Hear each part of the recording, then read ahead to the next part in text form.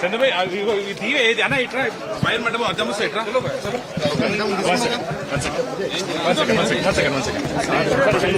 one question on negligence and abuse of the families.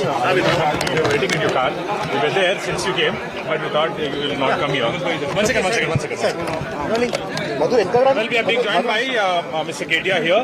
So, by the family members, so what is it?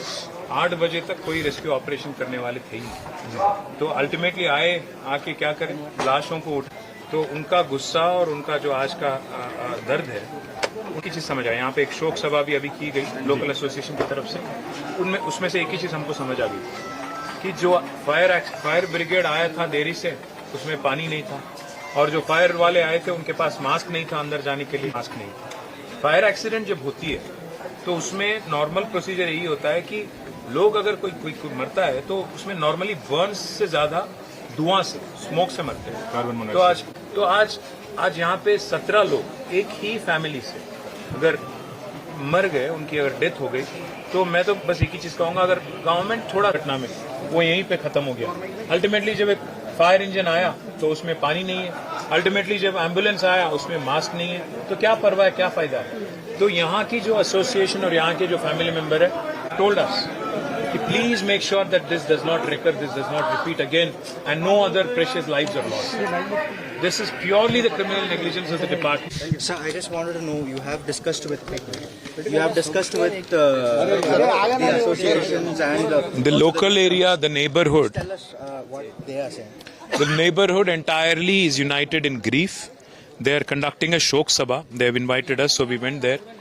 Nobody can bring back those 17 lives that have been lost due to the criminal negligence of the government here.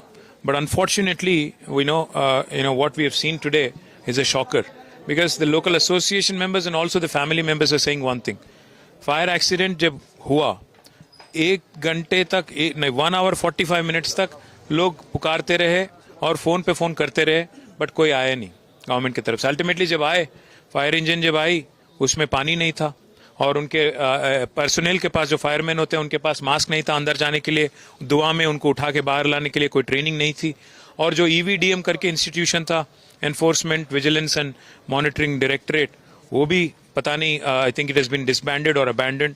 साथ ही साथ जो ambulance आया बाद में, ambulance में oxygen mask नहीं है।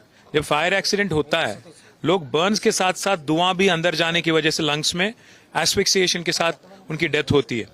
आज इनकी लापरवाही की वजह से, फायर ऑडिट नहीं करने की वजह से, प्रिपेयर्डनेस नहीं होने की वजह से इतना बड़ा एक्सीडेंट हुआ, and the government has to take responsibility. They can't simply say 5 lakh दे दिए, खत्म हो गया बात। उनको आगे ऐसा ना दुर्घटना ना हो, उसके लिए प्रिपेयर्ड होना चाहिए।